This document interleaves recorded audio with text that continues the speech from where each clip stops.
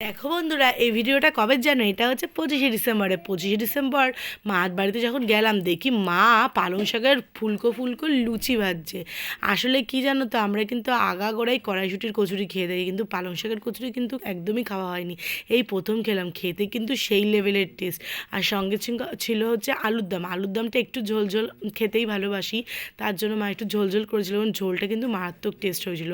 তা 25শে ডিসেম্বর বাপের বাড়িতে নেমন্ত্রণ ছিল, আমার তো একটু মিষ্টি নিয়ে যেতে হবে। তা সকালে মাদের বাড়িতে ঢুকে টিফিন করে আবার বেরিয়ে গেলাম মিষ্টি নিতে। মিষ্টি নিয়ে ঢুকে ঢুকে গেলাম বাড়িতে। আর দেখো মা দুপুরে কী রান্না করেছে। দুপুরে করেছে হচ্ছে ফ্রাইড রাইস। ফ্রাইড রাইসটা আমিই করতে বলেছিলাম। লাল লাল চিকেনের ঝোল, ফ্রাইড রাইস, আর এরকম বড় বড় বেগুনি। কীরকম খাওয়াটা জমেছে বলো তো বন্ধুরা।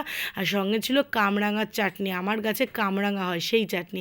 সন্ধ্যাবেলা দেখো সবাই মিলে মিষ্টিগুলো খেয়ে নিলাম, যেই মিষ্টি এনেছিলাম। আর রাত্রেবেলা কিন্তু মা আবার করলো গরম গরম ডিমের ঝোল, বেগুন ভাজা আর ডাল সেদ্ধ। কেমন লাগলো জানি।